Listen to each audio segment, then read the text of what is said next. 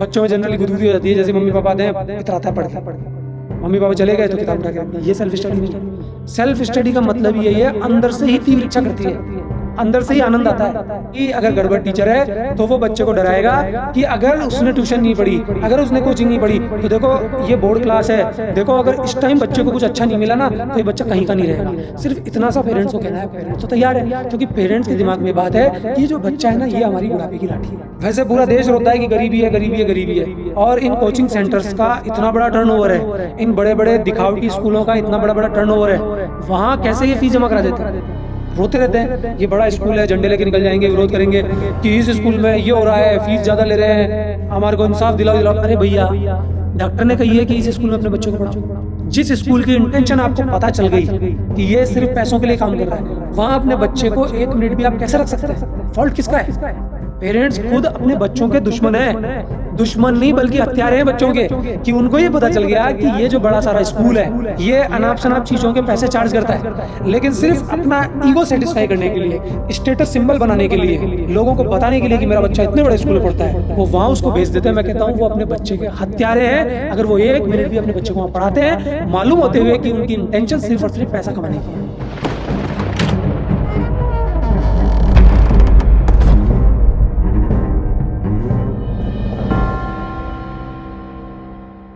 सत्य की इस महफिल में आप सभी का स्वागत है। हमेशा की तरह इस बार भी हमारे साथ हैं अनमोल सर। आज हम इनसे एक ऐसे मुद्दे पर सवाल पूछेंगे जो कि सभी टीचर्स के लिए, सभी पेरेंट्स के लिए, सभी स्टूडेंट्स के लिए और साथ ही साथ समाज में रहने वाले हर एक व्यक्ति के लिए बहुत इंपॉर्टेंट है, क्योंकि पढ़ना और सीखना तो हमेशा से ही इंसान की नियति रही है। हम आज बात करेंगे पढ़ने और सीखने की एक ऐसी विधा पर जिसका नाम है सेल्फ स्टडी। तो सर, मैं आपसे सबसे पहला सवाल पूछना चाहती हूँ कि आपकी नज़रों में सेल्फ स्टडी क्या चीज़ है? लोगों ने अपने निजी फायदे के लिए नई नई विधाएं चालू कर दी, नए नए उपकरण ला दिए, नए नए टूल सामने ला दिए कि ऐसे पढ़ाई होती है या ऐसे सीखा जाता है। पढ़ाई क्या है, अध्ययन क्या है कि पढ़ के हमको कुछ सीखना है, और फिर ये वाली चीज़ केवल पढ़ाई पे ही क्यों, हमको कुछ भी सीखना है। एक बच्चे को साइकिल सिखाने के लिए या एक बच्चे को मोटरसाइकिल सिखाने के लिए, कार सिखाने के लिए सिर्फ उसके घर में कार होना ज़रूरी है, मोटरसाइकिल होना ज़रूरी है और साइकिल होना ज़रूरी है? अपने आप आ जाता है? आता है कि नहीं आता? मैं कह रहा हूँ कि अगर एरोप्लेन भी आ जाए ना अपने घर में और लीगल हो जाए सुरक्षा के साथ, तो वो भी चलाना आ जाएगा। सेल्फ स्टडी गौण हो चुकी है, बच्चों के दिमाग में ये फिट हो चुका है या कर दिया गया है कि अपने आप से कुछ होगा ही नहीं। अपने आप से क्यों नहीं होगा? मैं आपको बहुत सारे नाम गिना सकता हूँ, ऐसे बड़े नाम, छोटे नाम नहीं, मीडियोकर चीज़ें नहीं, इतने बड़े बड़े नाम जो सिर्फ सेल्फ स्टडी करके ही इतने बड़े बने। स्कूल ही नहीं गए, आप हैरानी करेंगे कि वो कभी पढ़े ही नहीं, और फिर भी उन्होंने इतने बड़े बड़े काम किए। पढ़ाई से रिलेटेड चीज़ें उन्होंने इतनी ईजाद कर दी, उनमें बहुत सारे वैज्ञानिक भी हैं। तो ये कैसे संभव हुआ? ये इंसान को कमज़ोर बनाने का तरीका है कि कोई आएगा, कोई डंडे से उसके दिमाग में चीज़ें डालेगा, या कोई ज़बरदस्ती करेगा, या कोई टेक्निक लगाएगा जिससे लोग सीखेंगे।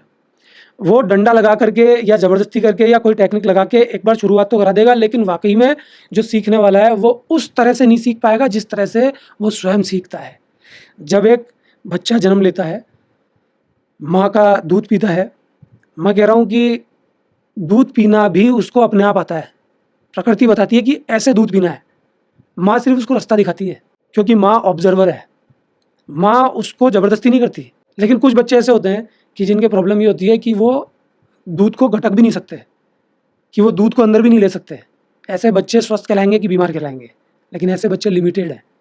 तो जो व्यक्ति अपंग है, जो व्यक्ति कमज़ोर है, जिस व्यक्ति को बैसाखी पकड़ने की इच्छा तीव्र है, वो व्यक्ति सेल्फ स्टडी को ना तो समझ पाएगा, और मैं कह रहा हूँ जिस स्थिति में वो है उस स्थिति से वो और पीछे चलता जाएगा। इंसान बलशाली तब होता है जब उसमें अगर कम ताकत है तो वो उससे ज़्यादा ताकत वाला काम करे, फिर वो उस ताकत पे सस्टेन हो, फिर वो उससे ज़्यादा ताकत वाला काम करे, फिर वो उससे ज़्यादा ताकत वाला काम करे। जैसे जैसे उसकी ताकत बढ़ती जाएगी, वो एक समय बाद ये देखेगा कि मैं जो बहुत पहले था वो अब मैं नहीं रहा। तो सेल्फ स्टडी एक ऐसी चीज़ है जो अंदर से आती है, जिसमें बल भी अपना लगता है, इच्छा भी अपनी लगती है, प्यास भी अपनी होती है, सब कुछ अपना होता है।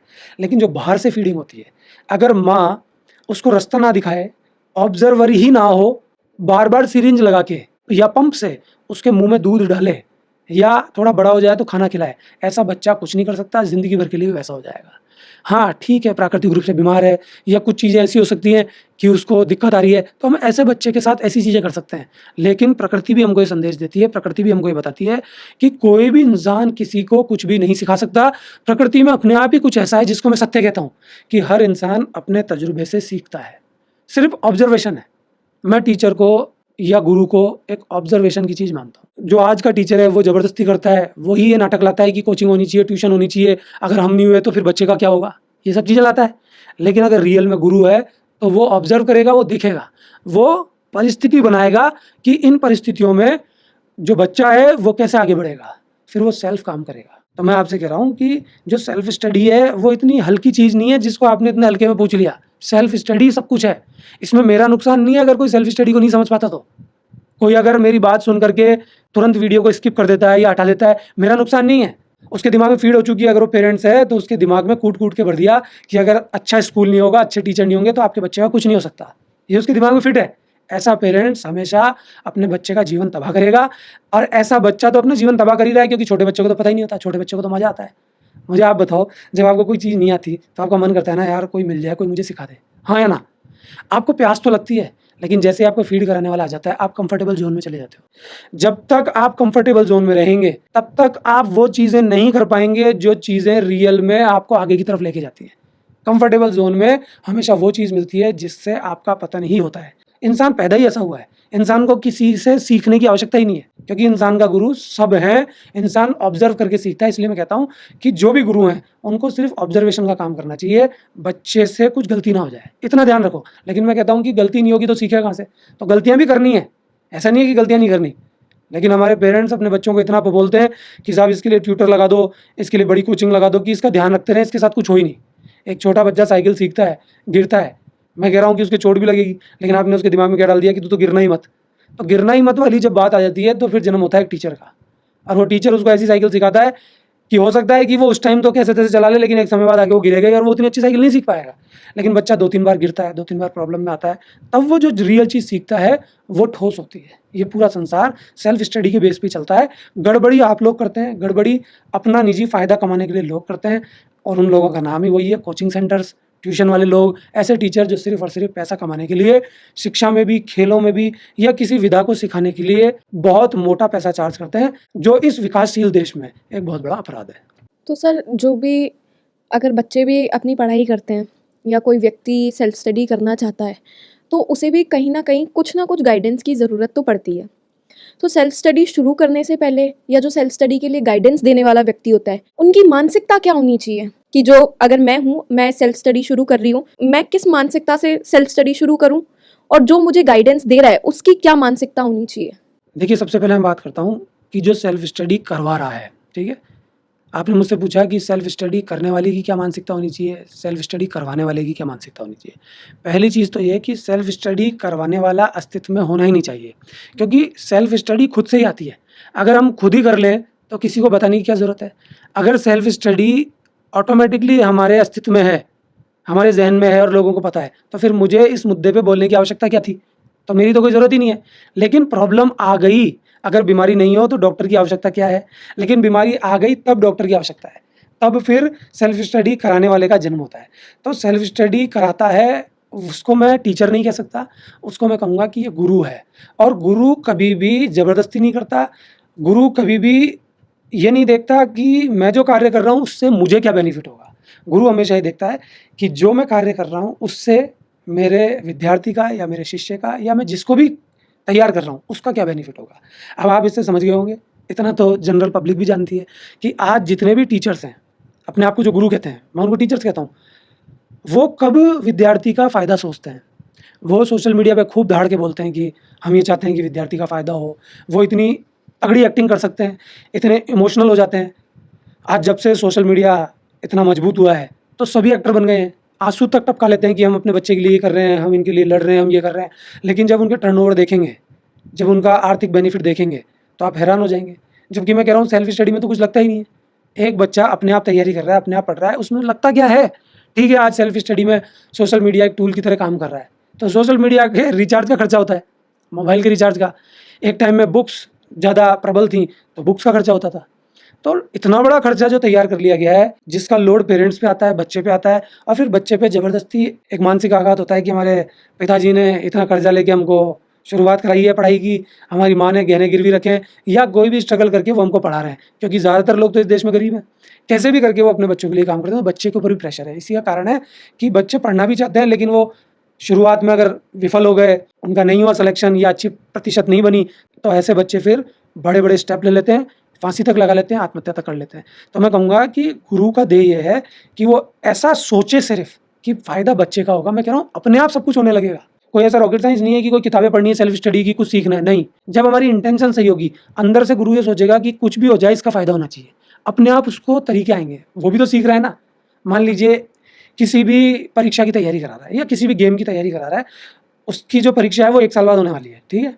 तो 1 साल में गुरु भी तो तैयार हो रहा है, गुरु भी तो आगे बढ़ रहा है उसके साथ, गुरु भी तो सीख रहा है नई नई चीज़ें। 1 साल तक उस बच्चे को क्या मिलेगा, कितना सफल होगा, ये बच्चे पे भी डिपेंड करेगा, लेकिन गुरु सीखेगा, ये पक्की बात है। और जो अगले साल बच्चे आएंगे, चाहे वो पढ़ाई वाले हों, चाहे वो खेलों वाले हों, किसी भी विधा वाले हों, उन बच्चों को वो और अच्छा दे पाएगा। लेकिन अगर गुरु ये सोच रहा है कि मेरा क्या फ़ायदा होगा, मैंने पूरे साल पढ़ाया, मेरे को बचा कुछ भी नहीं, माथा पच्ची इतनी हुई, तो फिर ऐसा गुरु कुछ भी नहीं सीख पाएगा। तो मैं यही कहूँगा कि सिखाने वाले की पहली बात तो ज़रूरत ही नहीं है। फिर भी बीमारी आ गई है, अगर हमारे जैसे लोग खड़े हो गए हैं, तो फिर उनको कुछ भी नहीं सोचना, कोई इसकी किताब नहीं है सीखने की, सिर्फ और सिर्फ इंटेंशन राइट रखना है कि मुझे सिर्फ इस बात पे ध्यान देना है कि इस बच्चे का फ़ायदा कैसे होगा, ये बच्चा सीखेगा कैसे। तो उसको सपने में भी उस बच्चे को सिखाने की बातें आएंगी। वो सुबह उठेगा ना, तो उसको अपनी ज़िंदगी याद नहीं आएगी, उसको अपने बीवी बच्चे याद नहीं आएंगे, उसको अपने माता पिता याद नहीं आएंगे, उसको उस बच्चे का चेहरा दिखेगा, वो दौड़ा छूटा भागेगा, उसके दिन की शुरुआत ही ऐसे होगी, वो बार बार उस बच्चे में घुसेगा, वो पता नहीं अपनी हर सांस उस बच्चे के लिए लेगा। ठीक ऐसा ही मैं सीखने वाले के लिए बोलूँगा, इंटेंशन तो सब जगह ही काम करती है। क्योंकि मैंने हमेशा बोला कि मेरे लिए डॉक्टर बनना कोई गलत बात नहीं है। उसका एग्ज़ाम आप दो, नीट दो, आईआईटी आप दो, इंजीनियर आप बनो, आईएएस बनो, कुछ भी बनो, लेकिन आपका इंटेंशन कितना प्योर है। आप ऐसे डॉक्टर बन रहे हैं जो मरीज को मार देते हैं सिर्फ इसलिए कि आपको कितनी कमाई होगी। आप ऐसे अस्पताल में चले जाते हैं और विरोध भी नहीं करते, जो कमीशन बेस पे काम करता है, जो ये देखता है कि कितने बेड भरे रहेंगे। अगर आप इस तरह की साइंस पढ़ के गए हैं, अगर आप इस तरह का नीट क्रैक करके गए हैं, आपकी इंटेंशन ये है, तो फिर मैं विरोध करूंगा कि ऐसा विद्यार्थी शुरू से ही गड़बड़ था। उसने तो बन के भी गलती की है, समाज भी गड़बड़ होगा, लोगों की ज़िंदगियाँ भी बर्बाद होंगी, ऐसा व्यक्ति अच्छा इलाज नहीं कर पाएगा। इंजीनियर के साथ भी ये प्रॉब्लम रहेगी कि वो ये देखेगा कि मैं कोई पुल बना रहा हूँ या मैं कोई रोड का ठेका ले रहा हूँ, तो मुझे क्या बेनिफिट मिलेगा, मेरा तो कुछ बच ही नहीं रहा, मैं क्यों काम कर रहा हूँ। तो भले ही रोड टूट जाए, कमीशन देना है लोगों को। अरे मैं कह रहा हूँ कि ऐसा इंसान इंसानियत के लिए कलंक है। इससे उल्टा होना चाहिए कि हम तो मर मिट जाएंगे, हम भूखे मर जाएंगे, लेकिन यार ऐसा काम तो मत करो कि पुल गिर रहा है 6 महीने बाद ही लोग मर रहे हैं। ऐसा ही आईएएस अफसर है कि आईएएस अफसर लड़ जाए भिड़ जाए, लेकिन अगर कोई नेता गलत कर रहा है तो उसके सामने अपनी बात तो रखे। लेकिन जनरली हम वीडियोज़ भी देखते हैं कि आईएएस अफसर जो इतनी पढ़ाई करके गया है, नेता इतनी पढ़ाई करके सामने नहीं आया है, फिर भी नेता उसके ऊपर चिल्ला रहा है। तो सिर्फ पैसे मात्र के लिए उसकी खुद की कोई वैल्यू नहीं है, उसकी खुद की कोई आत्मा नहीं है। इंसान अंदर है कि नहीं है, कोई तो चीज़ है उसके अंदर ऐसी जो बिकती नहीं है, जो कि गौण होती चली जा रही है इस देश से। जबकि यहीं पे अध्यात्म था, यहीं पे ही सत्य है, यहीं पे ही बातें सब हुई हैं, धर्म भी यहीं है। तो फिर ये सेल्फ स्टडी गौण कैसे हो गई।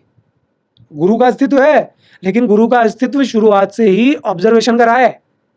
गुरु पागलों की जैसे उसके दिमाग में ठूसता नहीं है, गुरु की अपनी कला रही है, गुरु का अपना तरीका रहा है। तो विद्यार्थी चाहे खेल का हो चाहे पढ़ाई का हो, वो अपने आप ही ऐसी गतिविधियों में लिप्त हो जाएगा कि वो पहले तो अपने गुरु से अच्छा व्यवहार करेगा, गुरु के साथ ईमानदार रहेगा, और अगर गुरु नहीं है, वो अपने आप सब कुछ कर रहा है, तो वो नियमित रूप से इस बात का ध्यान रखेगा कि उसका ध्यान कहीं इधर उधर तो नहीं जा रहा, कि उसने तैयारी शुरू की, लीनता के साथ आगे बढ़ा, कि घर वालों ने बोला कि चल बेटा शादी में चलते हैं, चल मजे करके आते हैं, तो फिर वहाँ गड़बड़ हो जाती है। फिर वहाँ क्या होता है कि जो प्रभाव है वो बाहर के लोगों का आ जाता है। मैं कह रहा हूँ कि टीचर ज़बरदस्ती करके आपको पढ़ा रहा है, चाहे आप सेल्फ पढ़ रहे हो, अगर बाहर की ताकत आपके ऊपर असर डाल रही है, मज़े मस्ती इंजॉयमेंट है, तो फिर आपका ध्यान इधर उधर जाएगा ही। तो यही काम गुरु करता है, सिर्फ वो बताता है कि देखो तुम्हारे साथ ये हो रहा है।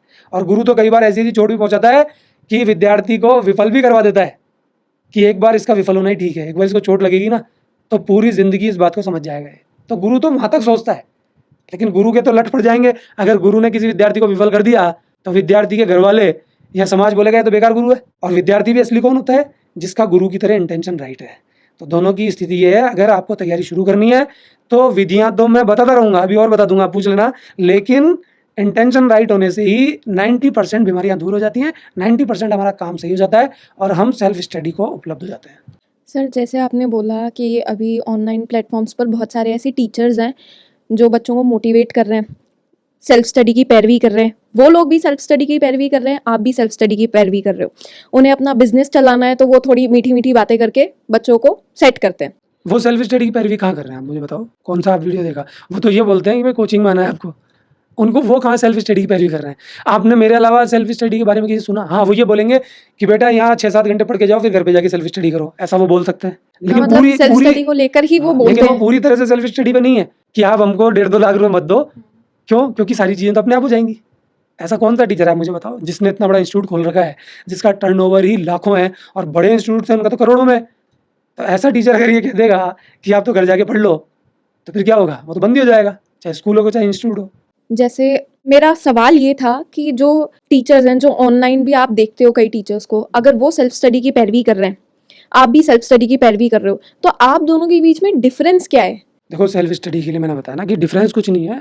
वो बोल रहे हैं कि 6-7 घंटे मतलब हमारे वो से पढ़ो। कमाने के लिए अगर बोल रहे हैं तो आप भी तो कमाने के लिए मैं- बोल सकते हो। नहीं, मैं आपसे ये तो कह रहा हूँ ना कि आपकी रिसर्च थोड़ी सी कमजोर है। क्यों कमजोर है? कि पहली बात तो सेल्फ स्टडी के लिए कोई बोल ही नहीं रहा, पता नहीं आपने कहाँ से देख लिया। और अगर कुछ टीचर सेल्फ स्टडी के लिए बोल रहे हैं, ईमानदार बन के दिखा रहे हैं, आंसू बहा रहे हैं, नाटकबाजी कर रहे हैं, बहुत बढ़िया बढ़िया एक्टर हैं, टीचर्स के रूप में भी तो है ना। सोशल मीडिया पे तो एक्टिंग करनी पड़ती है, बच्चे उनसे नज़दीक आ जाते हैं, बच्चे भूल जाते हैं कि हम किस लिए इनसे जुड़े थे, तैयारी तक भूल जाते हैं, उनसे 10-10 साल तक जुड़े रहते हैं, बाद में पता चलता है यार मेरे तो 10 साल बर्बाद हो गए, मैं तो तैयारी में घुसा था, मैं तो टीचर में घुस गया।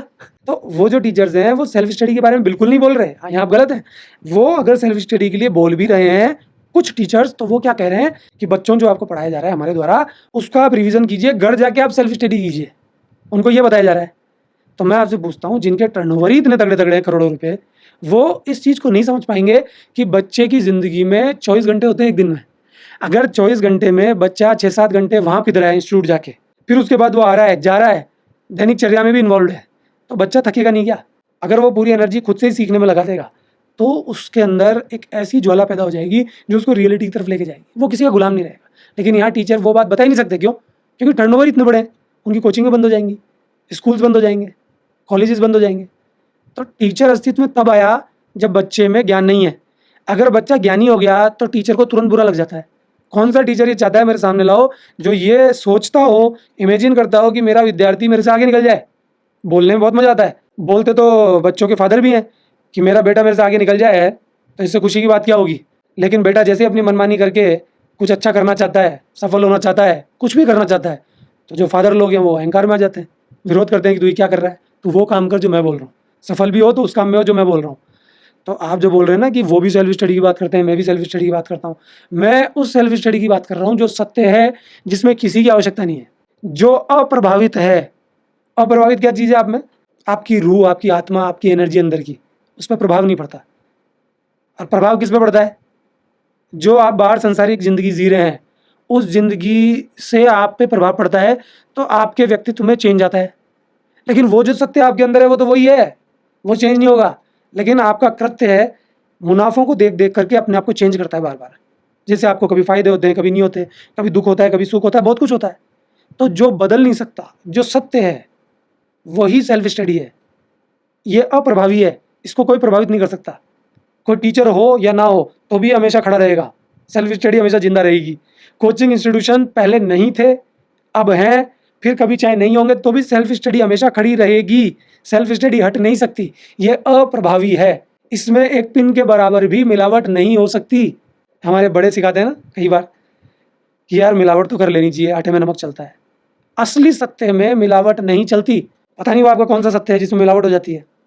तो सेल्फ स्टडी में भी तो आप नौटंकी करते हो कि हम पढ़ रहे हैं, बैठ रहे हैं, लेकिन अपने पेरेंट्स को दिखा रहे हैं। बच्चों में जनरली गुदगुदी हो जाती है, जैसे मम्मी पापा आते हैं, इतराता है पढ़ के, मम्मी पापा चले गए तो किताब उठा के रख दी। ये सेल्फ स्टडी नहीं है। सेल्फ स्टडी का मतलब ही यही है, अंदर से ही तीव्र इच्छा करती है, अंदर से ही आनंद आता है। समझ रहे हैं आप? तो सेल्फ स्टडी उनकी और मेरी कोई अलग नहीं है। रियल में अगर वो सेल्फ स्टडी की बात कर रहे हैं तो वही वो सेल्फ स्टडी है जिसकी बात मैं कर रहा हूँ। लेकिन जब मन में पैसे को लेकर के बात आ जाती है, अगर मेरे मन में ये बात आ जाएगी कि मैं सेल्फ स्टडी की बात इसलिए सिखा रहा हूँ कि मुझे इससे बहुत कमाई हो जाए, पहली बात तो सेल्फ स्टडी से कमाई हो ही नहीं सकती, क्योंकि ये तो खुद ही कमाई लेस है। जब बच्चा खुद ही पढ़ लिया तो बात ही खत्म होगी, समझ रहे हैं? तो पहले तो आप ये तय कीजिए या ये जांच कीजिए कि जो कोचिंग वाले हैं या कॉलेज स्कूल वाले हैं वो कौन सी सेल्फ स्टडी की बात कर रहे हैं। अगर वो रियल सेल्फ स्टडी की बात कर रहे हैं ना, तो उनको कोचिंग सेंटर्स तुरंत बंद करने पड़ेंगे। आपका कहने का मतलब ये है कि बच्चे को सेल्फ स्टडी में कुछ आए या ना आए, वो उसी में जूझता रहे। तो बच्चों के पास तो इतना ही समय होता है किसी भी एग्ज़ाम को क्रैक करने के लिए, 8-10 महीने उसके पास होते हैं।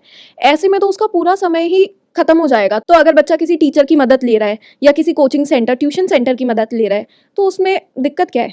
आप पहले हज़ारों में जा रहे थे, अब लाखों में जा रहे हैं। एक समय आएगा कि इतना महंगा हो जाएगा कि आप करोड़ों में कटेंगे। यानी शिक्षा इतनी ऊंचाई पे चली जाएगी। ऊंचाई का मतलब यही है कि शिक्षा को सच में ऊंचाई पे जाना चाहिए था, लेकिन शिक्षा की ऊंचाई ये है कि वो महंगी होकर बिकेगी, है ना? तो ये सवाल जन्म लेता है शातिर दिमागों में या कंफ्यूज दिमागों में या उन दिमागों में जो खुद विफल हैं, जिनको मालूम ही नहीं है कि समय खराब हो जाता है, ये हो जाता है। मैं कह रहा हूँ कि अगर कंसेप्ट क्लियर हो गया तो समय ज़्यादा लगेगा, या लट लेके उसको बोले ही जा रहे हैं कंसेप्ट ये होता है, बोर्ड पे लिखे ही जा रहे हैं, समझाई जा रहे हैं, उसका कंसेप्ट ही क्लियर नहीं हो रहा और वो आगे बढ़े जा रहा है। किसमें समय ज़्यादा लगेगा? कंसेप्ट अगर एक बार क्लियर हो जाता है बच्चे का। आप मैथ्स की बात कर लीजिए, मैथ से अगर आप देखेंगे तो अगर बच्चे को एक बार कोई चैप्टर समझ में आ गया ना, मैं कह रहा हूँ कि धड़ल्ले के साथ सवाल निकलते हैं। फिर हो सकता है शुरू में उसको दिक्कत आए। हर चैप्टर के पहले इंट्रोडक्शन होता है, उसमें लिखा हुआ होता है। 6th या 7th क्लास तक बच्चे को ढंग से पढ़ना और लिखना आ जाता है। इससे छोटी क्लास में भी आता है कई बच्चों को, लेकिन 6th और 7th तक पढ़ना लिखना आ जाता है। उसके बाद सिर्फ वोकेबलरी उसकी स्ट्रांग होती जाती है, नए नए मीनिंग्स उसको मिलते हैं। जब पढ़ना और लिखना आ गया फिर तो वो इंट्रोडक्शन पढ़ सकता है। उसके दिमाग का विकास अपने आप हो रहा है। मोहताज क्यों बनाया जा रहा है उसको बार बार ये क्यों बताया जा रहा है कि कोई पीछे से आएगा, धक्का लगाएगा तभी तू सीखेगा? खलबली क्यों नहीं मचाई जा रही? उसको करने के लिए क्यों नहीं दिया जा रहा? पजल गेम होता है, कोई सा भी पजल गेम हो, आप बच्चे के सामने रख दीजिए, उसको बोलिए कि अपने आप सॉल्व कर। वो परेशान हो जाएगा, दुखी हो जाएगा, बार बार बोलेगा आप बताओ, या तो छोड़ के चला जाएगा। अगर आपने बता दिया तो काम हो गया, और अगर आपने नहीं बताया तो कुछ दिन लग सकते हैं, हो सकता है सप्ताह लगे, महीने लगे, लेकिन उस बच्चे का दिमाग इतना ऊंचा जाएगा कि आप सोच भी नहीं सकते। आपने देखा स्कूल्स में क्राफ्ट एग्जीबिशंस लगती हैं, सबसे वाहियात काम। क्यों? क्योंकि बताया जाता है कि क्राफ्ट एग्जीबिशन इसलिए है कि बच्चे का सर्वांगीण विकास होता है, तो बच्चे में क्रिएटिविटी बढ़ती है। मैं कह रहा हूँ आज की बात तो छोड़िए, आज तो बच्चे इतने ढीले हो चुके हैं, जग जाहिर है। जब हम भी छोटे थे और हमको क्राफ्ट के लिए दिया जाता था कि ये बना लेना, तो भी हमारी मम्मी, चाची या हमारे घर के लोग बनाते थे। तो आज सोचिए, अब तो वो भी नहीं बनाते होंगे, बाजार से खरीद के ले आते होंगे।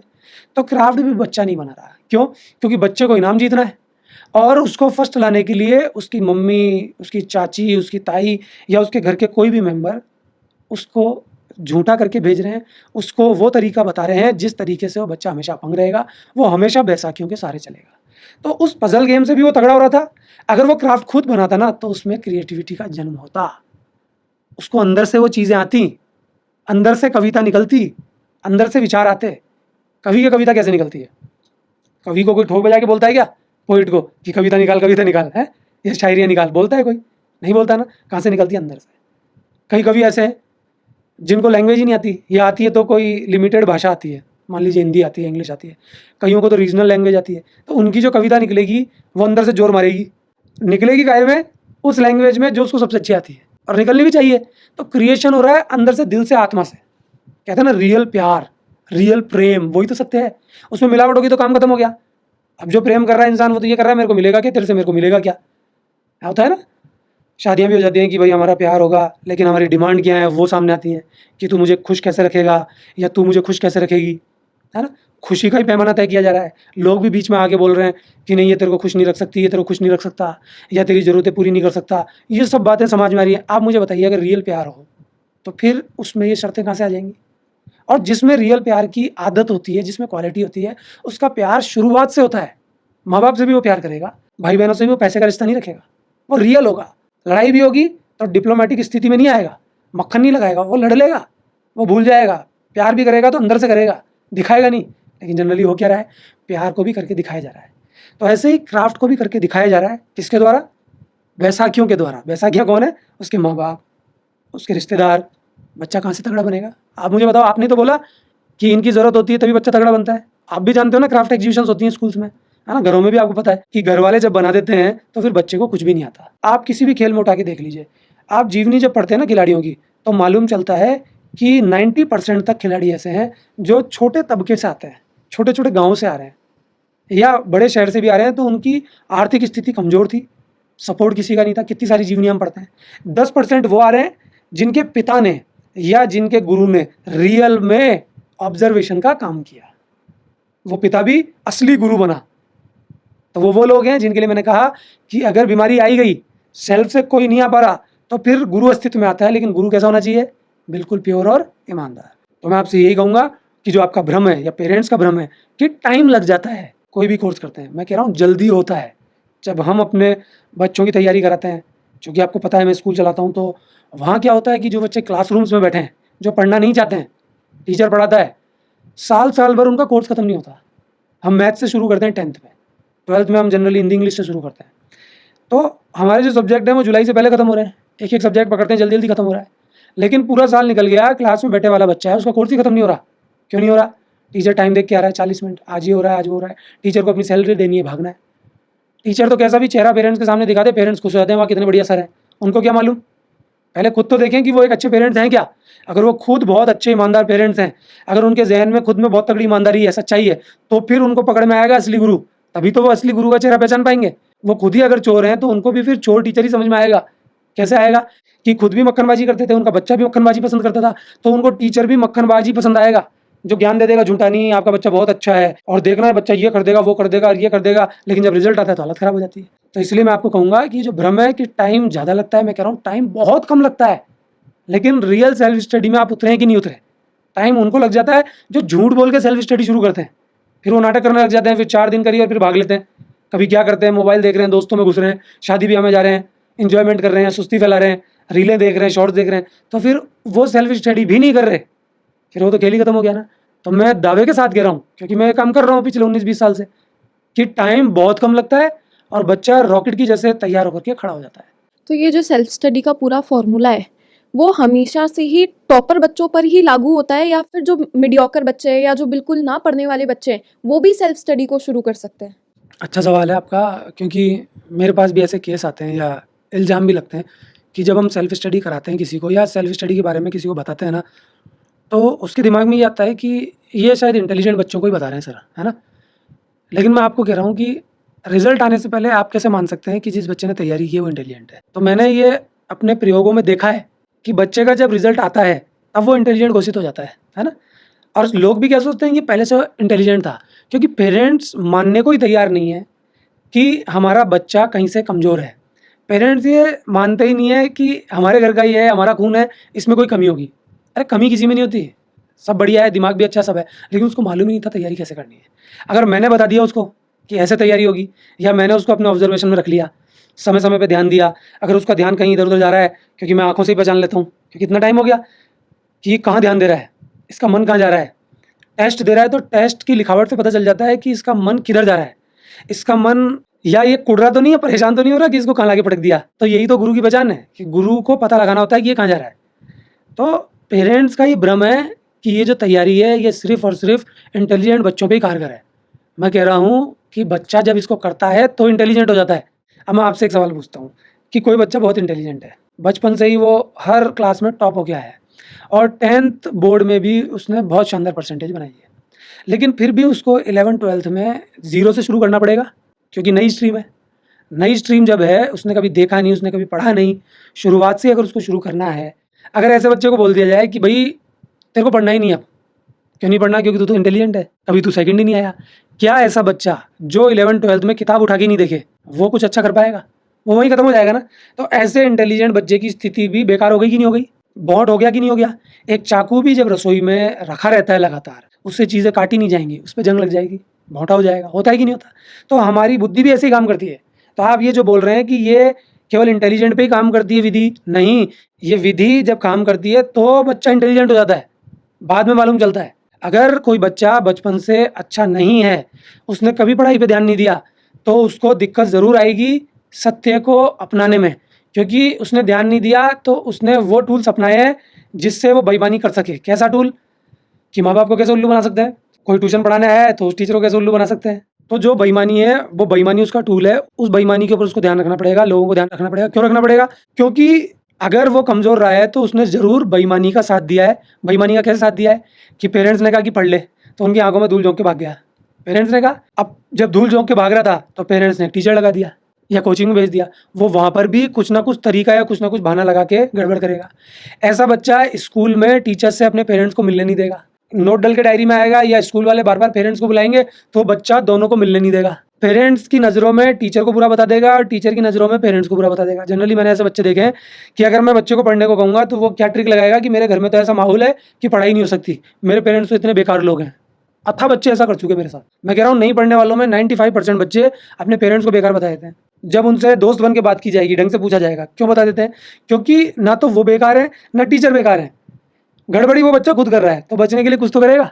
ऐसे ही जब पेरेंट्स के सामने होगा और पेरेंट्स बोलेंगे तू पढ़ता क्यों नहीं है, स्कूल में नहीं होती ना पढ़ाई, टीचर अच्छे नहीं है ना, दोनों में लड़ाई करवा देगा। तो ये जो बात है कि ये इंटेलिजेंट लोगों के लिए ये ऐसा बिल्कुल भी नहीं है। तो अगर किसी विद्यार्थी ने बचपन से ही टीचर का सहयोग लिया है और वो अपने आप ही अपनी क्लासेस में टॉप कर रहा है या अच्छा कर रहा है, अगर वो अब सेल्फ स्टडी शुरू करेगा 11th में, 12th में या किसी भी कंपटीशन एग्जाम में, मैं कह रहा हूँ कि सोने पे सुहागा है। मतलब वो पहले से तगड़ा था और उसके अंदर एक ऐसी एनर्जी पैदा होगी, उसको एक ऐसी सच्चाई मिलेगी, वो ऐसी चीज़ से रूबरू होगा कि यार ये चीज़ कहाँ गौण थी, ऐसी चीज़ मुझे कभी मिली क्यों नहीं थी, टीचर टीचर करके मैं पागल हो रहा था, ये चीज़ मुझे मिली क्यों नहीं थी। तो वो जो यहाँ इंटेलिजेंट है ना, वो यहाँ पहुँच जाएगा। अब बात आती है एवरेज की और बिलो एवरेज की या कमज़ोर बच्चे की, जिसने कभी पढ़ाई नहीं की। मैं कह रहा हूँ अगर उसमें सत्य आ गया और उसको मालूम चल गया कि भैया बहानेबाजी से कुछ नहीं होगा, पढ़ना खुद को ही पड़ेगा, तो मैं कह रहा हूँ कि जो कमज़ोर है वो भी बहुत आगे जाएगा इससे।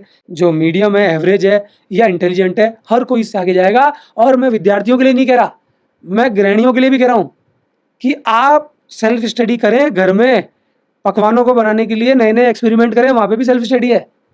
मैं घर के पुरुषों के लिए भी कह रहा हूँ कि आप अगर कहीं जॉब करते हैं तो वहाँ नए नए प्रयोग करें।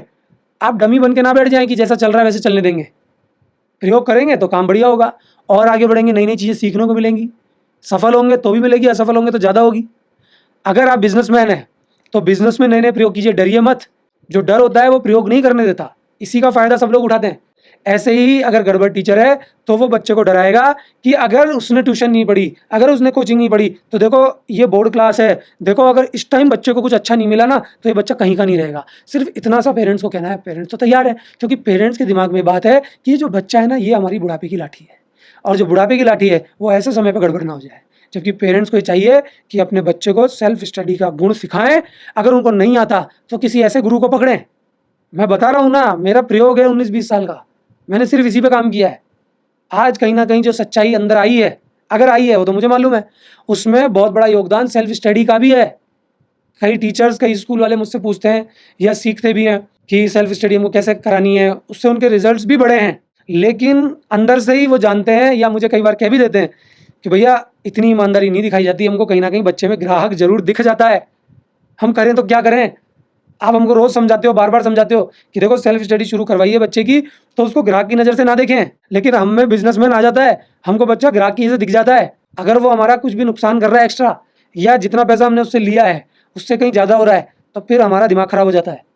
तो मैं आपसे यही कह रहा हूँ कि सेल्फ स्टडी जन्म देती है सच्चाई ईमानदारी को, और सच्चाई ईमानदारी का ही ये एक स्वरूप है। तो तीनों तरह के बच्चों को ही बहुत बेनिफिट मिलेगा, और बेनिफिट ही नहीं मिलेगा बल्कि उनकी ज़िंदगी बिल्कुल अंधेरे से रोशनी की ओर चली जाएगी। लेकिन मैंने लोगों को यही कहते हुए सुना है कि आप इतने पढ़े लिखे नहीं हैं, तो आपको इस सेल्फ स्टडी के बारे में कहाँ से ज्ञान प्राप्त हुआ और किस आधार पर आप लोगों को सजेस्ट करते हो कि बच्चों को भी सेल्फ स्टडी करनी चाहिए, गृहिणियों को भी करनी चाहिए, तो ये किस आधार पर आप करते हो? चूँकि आप मेरे को जानते हो तो इसलिए प्रश्न आपका उठा है, लोगों से आपने सुना होगा, तो मैं आपको पर्सनली बता देता हूँ, क्योंकि मेरी गवाही ज़्यादा इंपॉर्टेंट होगी। क्योंकि बहुत सारे स्टूडेंट से मैं जुड़ा हुआ हूँ, पेरेंट्स से जुड़ा हुआ हूँ, उनके दिमाग में बहुत तरह के प्रश्न होते हैं, क्योंकि डायरेक्ट तो मिल नहीं पाते वो, है ना, तो लोगों से ही सुनते हैं। मैंने एकेडमिकली MA की हुई है पॉलिटिकल साइंस से। सच्चाई ये है कि मुझे कुछ भी नहीं आता पॉलिटिकल साइंस में, और मैं इस एजुकेशन सिस्टम को देखता हूँ तो मुझे हैरानी होती है कि जब मैंने MA फर्स्ट ईयर और सेकेंड ईयर में पढ़ाई की नहीं तो मैं पास कैसे हो गया। नो डाउट मैं 3rd डिवीज़न से पास हुआ हूँ, गिर गिर के पास हुआ हूँ, बहुत हालत ख़राब रही है MA में, लेकिन मैं पास हो गया। तो क्या मुझे पॉलिटिकल साइंस आ गई? क्या मैं पारंगत हूँ? तो मेरी पढ़ाई तो ये है। अगर आप मुझे कहेंगे कि मैं पढ़ा लिखा नहीं हूँ, तो आपकी नज़रों में तो मैं एकेडमिकली पोस्ट ग्रेजुएट हूँ, जो वाजिब है। लेकिन मैं जब ये सोच चुका हूँ कि मरते दम तक, आखिरी सांस तक सिर्फ और सिर्फ सत्य होगा, तो ये बताने में मुझे क्या दिक्कत है? मेरा पढ़ाई में कभी मन रहा ही नहीं, कभी मेरे को इच्छा ही नहीं करी पढ़ने की। आज भी मैं अगर किताब उठाता हूँ तो मुझे नींद आ जाती है। मैं एमए में, सच बता रहा हूँ, कविताएं लिख के आया हूँ। मुझे इतना भी नहीं आता था, मैं इतना भी नहीं पढ़ता कि स्कूल संभालने लग गया था। मैं जब कविताएं लिख रहा हूँ और उसमें नंबर आ रहे हैं, और शायद जिसमें मैं थोड़ा बहुत पढ़ के गया हूँ उसमें नहीं आ रहे। ऐसा जनरली बहुत कॉलेजेस में आज भी दिखता है। जो पढ़ के जाते हैं बच्चे, वो कई बार फेल तक हो जाते हैं, पेपर ड्यू हो जाते हैं। कई बार तो यहाँ तक सामने आता है कि कॉलेज वाले सप्लीमेंट्री में पैसा लेने के लिए उनको फेल तक कर देते हैं। उनकी कॉपी हम बड़ी अजीब सी चेक कर देते हैं कि जो बच्चा कम पढ़ा हुआ है उसके ज़्यादा नंबर आ गए, जो पढ़ के जाता है उसके कम नंबर आ गए। तो वो बच्चे तो आपस में एक दूसरे को जानते हैं ना, कई बार तो दोस्त होते हैं। तो मेरी स्थिति तो ये रही है। ग्रेजुएशन की है, रो के की है, क्योंकि छोटी उम्र में स्कूल संभाल लिया था। 10th में लग के पढ़ाई की है, 12th में भी थोड़ी ठीक ठाक की है। तो जब 10th में लग के पढ़ाई की तब मालूम चला कि रियल में सेल्फ स्टडी क्या चीज़ होती है। बचपन से कभी पढ़ाई नहीं की ढंग से, हमेशा स्कूल से शिकायतें आती थी। तो मैं पढ़ा लिखा नहीं हूँ, तो ये दुनिया अगर एकेडमिकली तय कर रही है तो फिर तो मेरे पास मार्कशीट है पोस्ट ग्रेजुएट की। लेकिन मैं खुद मुंह से कह रहा हूँ कि जिसको आप पढ़ाई कहते हैं वो मुझे नहीं आती है। कई बार मुझे मैसेज आ जाते हैं पर्सनली, कोई यूट्यूब पे वीडियो देख लेता है, उसको पसंद आ जाता है, तो मैसेज का जब हाय या हेलो लिखा होता है उससे मुझे आइडिया लग जाता है कि इसकी इंटेंशन क्या है। मैं जनरली जवाब देता हूँ जितना मुझसे पॉसिबल होता है, तो कि आप बहुत अच्छा बोल रहे हैं, इतना सत्य कहाँ से आया, मैं आपसे बहुत इम्प्रेस हुआ। मैं समझ गया, मैंने कहा अलग ही कहानी है। क्योंकि एक बहुत बड़ा तबका है जो अपने आप को अलग ढंग से ईमानदार कहता है, जो धार्मिक है, लेकिन बहुत सारे ऐसे गुरु हैं जो सत्य की बातें सिखा रहे हैं, जिनके मिलियनों में सब्सक्राइबर्स हैं। उनके जो समर्थक हैं, उनके जो फॉलोअर्स हैं, वो मेंटली पागल से हो गए हैं, वो अजीब से हो गए हैं। मतलब ऐसा लगता है ये कि ये क्या बातें करेंगे, जैसे एक ज़ॉम्बी नहीं होती कि उन्होंने कहा यही है, उन्होंने कहा। उनका खुद को ऑब्जर्वेशन नहीं है। और मुझे तो इस बात पे भी शंका है कि कहीं गुरु ने भी तो किताबें पढ़ पढ़ के अपनी बुद्धि को वैसा नहीं बना लिया हो, क्योंकि जैसा गुरु होगा वैसा ही चेला होगा, अगर उससे ढंग से सीखा है तो यहाँ कन्फ्यूजन है कि या तो इस तरह के लोग उनसे ढंग से नहीं सीख रहे होंगे। तो मैं समझ गया कि ये क्या कहना चाहता है और बाद में क्या कहेगा। उसने मेरे को कहा कि इतना सत्य कहाँ से आ रहा है, ऐसे तो नहीं आ सकता, आपने तो बहुत पढ़ाई की होगी। मैंने कहा भाई मैंने कोई पढ़ाई नहीं की, मजबूरी में माँ बाप की इज्जत खराब नहीं हो, क्योंकि उनको इज्जत की बड़ी परवाह रही है, क्योंकि एजुकेशन से रहे हैं, तो मैंने उनके लिए पढ़ाई की है। मैं तो पढ़ना भी नहीं चाहता था, क्रिकेटर बनना चाहता था। जब पढ़ाई की है रो के, पोस्ट ग्रेजुएशन की है, तो सीधी सी बात है कि किताबों का तो मेरा मन ही नहीं है, और आज भी मैं देखना नहीं चाहता किताबें, नींद आ जाती है। एकदम से वो टेढ़ा हो गया कि मैंने तो आपसे बात ही इसलिए की थी कि मुझे लगा कि आपने बहुत कुछ पढ़ रखा है। उसने 2-4 लोग बताए कि भाई मुझे बहुत अच्छा लगा, तो मैं आपको सजेस्ट कर रहा हूँ, प्लीज़ बुरा मत मानना, इन 2-4 लोगों को आप पढ़ो। और मुझे मालूम था वो किनका नाम लिखने वाला है। आप इनको जानते हो क्या, ये करते हो क्या, वो करते हो। मैंने कहा मैं सब जानता हूँ, लेकिन मैं पढ़ूंगा या क्या करूँगा मुझे नहीं मालूम। जानता सब हूँ, मैं छोटे बच्चे से भी सीखता हूँ, प्रकृति से भी सीखता हूँ, आपसे भी सीखता हूँ, और उनसे भी सीखा होगा। लेकिन साइकोलॉजी की प्रॉब्लम हो जाती है, मेंटली सिक हो जाते हैं। वो पागल सा हो गया। कब हो गया? जब मैंने उसको ये बोला कि मैं पक्का, आपने मुझे सजेस्ट किया है, मैं अभी तक तो नहीं पढ़ पाया था, लेकिन अब मैं आपके जो गुरुजी हैं इनकी बुक्स पढ़ूंगा। जबकि मैं नहीं पढ़ूंगा, मुझे मालूम है मेरे बस की नहीं है, क्योंकि मेरा जब खुद का ऑब्जर्वेशन है, मेरा खुद का रियलाइजेशन है। मैंने कहा भाई जब मेरा खुद का सब कुछ है, जब मैं किताब पढ़ ही नहीं सकता, मेरी हालत ख़राब है, तो ज़बरदस्ती मैं किताब क्यों पढ़ूँ? मैंने ज़्यादातर ये देखा है कि जो लोग किताबें पढ़ के आगे बढ़े हैं, ज़्यादा चांसेस है कि उनके ऊपर कोई प्रभाव हो जाता है, सत्य उनसे दूर हो जाता है। उनको ऐसा वहम होता है कि सत्य उतर चुका। सत्य कभी किताबों से नहीं उतर सकता। हमारा देश धार्मिक रहा है, अलग अलग धर्मों की, पंथों की बहुत धार्मिक किताबें अस्तित्व में हैं, लेकिन क्या वो लोग सत्यवादी हैं? क्या वो लोग अंदर से सत्य को समझते हैं? नहीं समझते। अत्यधिक लोग नहीं समझते। तो मैंने कहा एक काम करो, मैं उनकी किताबें पढ़ना शुरू करता हूँ, और ज़रा अपने गुरु को ये बोलो कि मेरे वीडियोस भी वो देखा करें। बस इतना बोलना था। उसने बोला बाय, थैंक यू। तो मैंने कहा भाई एक दूसरे से तो सीखते हैं। मतलब जब तुझ में इतना ईगो है तो तेरे गुरु में कितना ईगो होगा कि जो वो बोल रहे हैं वो सच है। उनको क्या आन पड़ी है, क्या ज़रूरत पड़ी है जो तुम्हारी जैसी ज़ॉम्बीज़ पाल रखी हैं, जो यही काम करती हैं। मैंने कहा तुम्हारे गुरु अभी अस्तित्व में आए हैं, उनके वीडियोस पे इतने सारे व्यू आ गए होंगे। ये सोशल मीडिया है, मुझे 20 साल हो गए बोलते हुए, लेकिन सोशल मीडिया पे भी आए हैं कि ये प्लेटफॉर्म है, मन करा तो आ गए। लेकिन ये देह नहीं है कि ये चीज़ ज़्यादा लोगों तक पहुँचे, क्योंकि इस चीज़ को ज़्यादा लोगों तक पहुँचाने का ये तरीका है ही नहीं। जिसमें प्यास नहीं होगी उस तक आप ज़बरदस्ती पहुँचाओगे तो ये सत्य वहाँ तक नहीं पहुँचेगा। प्यास कड़ी बाई कड़ी लगती है। बहुत बड़े बड़े आध्यात्मिक लोग आ गए, सत्यवादी आ गए, सत्य को जानने वाले आ गए, लेकिन वो बहुत बड़ा परिवर्तन नहीं कर पाए। मैं कह रहा हूँ कि वो बहुत मामूली सा परिवर्तन भी नहीं कर पाए। क्यों नहीं कर पाए? क्योंकि आज जो स्थिति है इस संसार की, कोई किसी को मार रहा है, कोई किसी को काट रहा है, कोई धर्म के नाम पे काट रहा है, कोई काय के नाम पे काट रहा है, कोई कैसा इंस्टीट्यूशन चला रहा है, कोई किसी बात को लेके आगे बढ़ रहा है कि हम यही करके रहेंगे, कोई समूह बना रहा है, कोई ग्रुप बना रहा है, कोई नेता अपनी पार्टी बना रहा है। तो ये जो चीज़ें हो रही हैं, लोग कलह में जाते जा रहे हैं, परेशानी में जाते जा रहे हैं, जीवन बद से बदतर हो रहा है, वो इसी कारण से हो रहा है। तो इसलिए पहली बात तो मेरा पढ़ा लिखा होना कोई बहुत बड़ी बात है नहीं। और जो लोग पढ़े लिखे हैं तो वाकई में वो पढ़े लिखे हैं क्या? जो इंसान धार्मिक कपड़े धारण कर लेता है या धार्मिक पहचान उसके अंदर होती है, क्या गारंटी दे रही है आपकी अंदर से वो वही होता है? क्या वो सारे काम नहीं कर रहा जो उसके धर्म में बैन है? मैं कह रहा हूं कि अधार्मिक आदमी ने इस दुनिया को इतना नुकसान नहीं पहुंचाया और आगे भी नहीं पहुंचाएगा कभी, जितना धार्मिक लोग नुकसान पहुंचाते हैं। आप इतनी लड़ाइयां देखते हैं तो धार्मिक लोगों की तो हो रही है ना। वो अपने अपने धर्म को सर्वश्रेष्ठ बताने का नाटक, असली में धर्म है क्या इसको नहीं पहचानना, जबकि नाम दे देना कि ये मेरा ये तेरा है। अगर किसी में सच में प्यास जगेगी, अगर मेरी आंखें उसकी आंखों से मेल खाएगी, अगर कोई व्यक्ति ये पहचान पाएगा जैसे उस बच्चे ने पहचाना, जिसका मैंने आपको बताया कि वो इतना ही पहचान पाया, पहले तो वो आया खिंच के। अगर कोई दूसरा उस मैसेज को पढ़ता तो वो बोलता देखो ये आपका कितना बड़ा शुभचिंतक है, देखो कैसे खिंचा चला आया आपकी सत्यता को देख के, पर मुझे मालूम था ये क्या पूछेगा। तो ऐसे लोग नहीं होंगे, वो प्यासा अलग ही होगा, एक ही होगा। एक एक से आगे गाड़ी बढ़ती है, और गाड़ी को आगे बढ़ाना ही क्यों है? ये अस्तित्व जैसे स्वीकार करेगा वैसे काम करेंगे। किसी भी तरह की ऐसी चीज सामने नहीं लाएंगे जिससे कि बहुत बड़ी भीड़ को टच किया जाए, क्योंकि सत्य बहुत बड़ी भीड़ में नहीं जा सकता। ये कोई इंजेक्शन नहीं है कि भीड़ को पकड़ा और ठोक दिया। सत्य एक में जाता है। मैं कह रहा हूँ एक में प्रवेश हो जाए। इतने लोग बात सुन रहे हैं, इसलिए पढ़ा लिखा होना या एकेडमिकली डिग्रियां बहुत तगड़ी होना कोई बहुत बड़ी बात नहीं है। मैं सबको इसलिए कहता हूँ कि मैं अनपढ़ हूँ। मेरी ज़्यादातर बातचीत में मैं अपने आप को अनपढ़ कहता हूँ, क्योंकि मैं एकेडमिकली भी कुछ नहीं जानता। जनरली मेरी बात से कहाँ पता चलता है कि मैंने ये पढ़ रखा है वो पढ़ रखा है, मैं नाम ही नहीं लेता। हाँ, थोड़े बहुत वीडियोस देख लेते हैं, लोगों की सुन लेते हैं, छोटे बच्चे सीख लेते हैं, समाज में देख लेते हैं। तो देखने से ऑब्जर्वेशन तेजी के साथ आता है, क्योंकि अंदर चलनी नहीं लगी हुई, अंदर फिल्टर नहीं लगा हुआ। आप लोगों के फिल्टर लगा रहता है, तो आप जो भी कुछ करते हैं पहले तो आप चीज़ें ही वो करते हैं जिसमें खुद में फिल्टर लगा हुआ है। तो अनगिनत चीज़ें आपके अंदर विद्यमान हो जाती हैं। जो रियल आपकी सोल है, आत्मा है, जो रियल सत्य है, वहाँ चीज़ नहीं पहुँच पाती, इसलिए आप सब लोग ऐसे हो जाते हैं। तो अगर इतना ज्ञान अर्जित करने के लिए पढ़ना ज़रूरी नहीं होता है, तो ये जो बाकी के लोग हैं या फिर जो बड़े बड़े लोगों का जिनके बारे में आप बोल रहे हो, तो जो बड़े बड़े लोग हैं उन्होंने इतनी पढ़ाई की है, जो लोग इस समय अभी पढ़ रहे हैं, तो फिर उनका पढ़ना तो बिल्कुल व्यर्थ है। मैं आपसे पूछता हूँ कि जब भी पढ़ाई शब्द आपके दिमाग में आता है तो किताबें आती हैं। आप मुझे बताओ कि क्या किताबें प्राकृतिक हैं?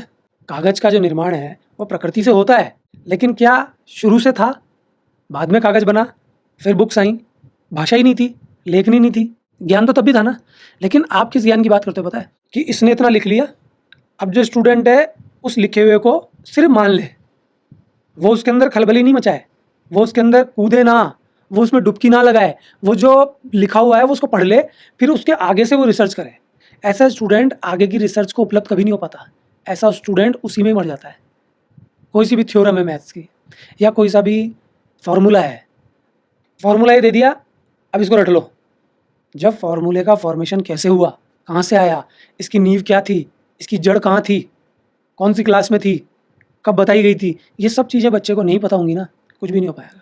तो हर चीज़ की मेनली इंटेंशन ज़रूरी होती है कि इंटेंशन कैसी है। जैसे मैंने बताया ना कि डॉक्टर की इंटेंशन अच्छी हो तो डॉक्टर बनने में परहेज नहीं है, इंजीनियर की इंटेंशन अच्छी हो तो परहेज नहीं है। ऐसे ही बुक पढ़ने में इंटेंशन क्या है, बुक आप क्यों पढ़ रहे हो।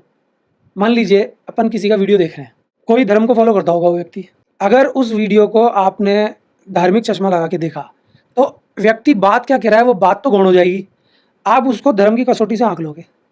ठीक उसी प्रकार मान लीजिए कोई वीडियो बना रहा है बिजनेसमैन, और वो बिजनेसमैन बहुत ज़्यादा सफल है, लेकिन वो वीडियो गड़बड़ी वाला है, वो वीडियो गलत तरीके से पैसा कमाने की बात कर रहा है। होता ही आजकल इतनी सारी ऐप्स आ गई जो जुआ खेलना बता रही हैं।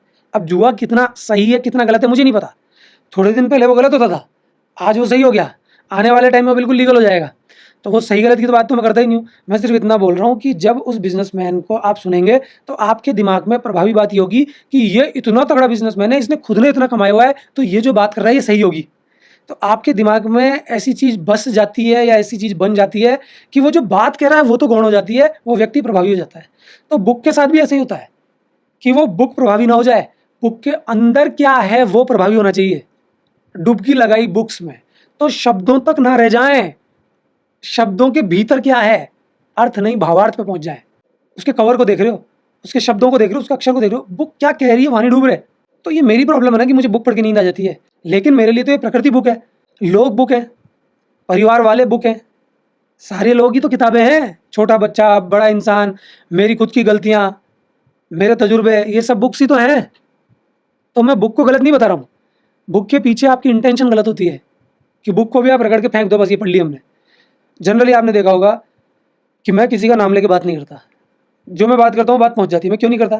क्योंकि मेरी बात स्लिप हो जाएगी इंसान के दिमाग से, मैं गौण हो जाऊँगा कि मैं क्या बोल रहा हूँ। असल में मुझे तो मेरी शक्ल भी नहीं दिखानी, आवाज़ एक सोर्स होती है, तो आवाज़ तो जाएगी, कान में आवाज़ तो घुसेगी। मैं कह रहा हूँ कि आवाज़ सुन लो बस, शक्ल भी मत देखो।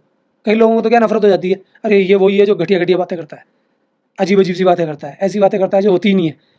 तो उस शक्ल को छिपा लो, मोबाइल के आगे हाथ रख दो, सिर्फ बात सुन लो। तो बात जब सुनी जाएगी तो रियलिटी में वो बोली कैसे गई है, क्यों गई है, कहाँ के लिए बोली गई है, वहाँ तक जाओगे। नहीं तो हमेशा ऐसा होगा कि बुक्स के अक्षर प्रभावी हो जाएंगे, उसके अंदर क्या है वो खत्म हो जाएगा। तो मैं भी यही करता हूँ कि मैं किसी का एग्जाम्पल नहीं देता। क्या मुझे थोड़ा बहुत भी नहीं आता? इतना तो मैंने छोटा मोटा पढ़ा ही होगा, इतने तो मैंने वीडियो ही देख लिए होंगे लोगों के। आज तो बुक का काम वीडियोज़ ही कर देते हैं। तो मैं तो पॉलिटिकल लोगों को भी जानता हूँ, बिजनेसमैन को भी जानता हूँ, धार्मिक लोगों को भी जानता हूँ। सत्य की बात करते हैं, कोई मोक्ष की बात करता है, कोई मेडिटेशन की बात करता है, सबको जानता हूँ। हो सकता है थोड़ा बहुत उन लोगों से ज़्यादा भी जानता हूँ, लेकिन अगर मैं उनके नाम लेके आपसे बात करूँगा, उनको कोट करूँगा, तो क्या होगा कि जो रियल बात है वो सही जगह नहीं पहुँच पाएगी। कुछ लोग उस व्यक्ति का विरोध करते होंगे, तो मेरी बात में दम भी होगा, तो बात विरोधाभासी हो जाएगी। और अगर मेरी बात सही जगह नहीं पहुंची, तो फिर मेरी बात कहने का अर्थ क्या हुआ? अगर वो व्यक्ति उनका समर्थक होगा, हो सकता है मेरी बात में दम नहीं है, तो भी मेरी बात अच्छी लगेगी उनको। तो ये तब का बन जाता है। इसलिए रियलिटी हमेशा अप्रभावी होती है।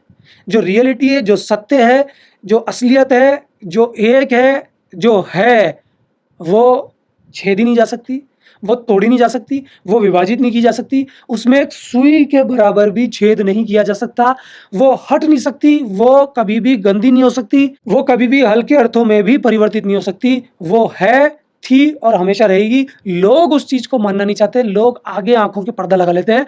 मैं सिर्फ अपने शब्दों के द्वारा उस पर्दे को हटाने की कोशिश करता हूँ। ये जनरली सभी बच्चों का और सभी पेरेंट्स का एक ऐसा सवाल है कि अगर आपको सेल्फ स्टडी करनी है तो वो तो आप अपने घर पे भी बैठ के कर सकते हो। आपको स्कूल जाने की कोई ज़रूरत नहीं है, आपको कोचिंग सेंटर्स जाने की कोई ज़रूरत नहीं है, आपको फीस देने की कोई ज़रूरत नहीं है। तो इस बात पर आपका क्या विचार है? बिल्कुल सही सोचते हैं, वो होना ही ऐसा चाहिए। अगर सेल्फ स्टडी आ गई तो फिर बच्चे को बैठने की जगह ही तो चाहिए ना, वो तो पढ़ लेगा ना। आज बुक्स की कमी है, सोशल मीडिया अस्तित्व में अब है, लेकिन बुक्स तो पहले से ही है। अगर बच्चा बुक्स को पढ़ना जानता है, अगर उसने लैंग्वेज सीख ली है, तो फिर वो क्यों घर पे बैठ के नहीं पढ़ सकता?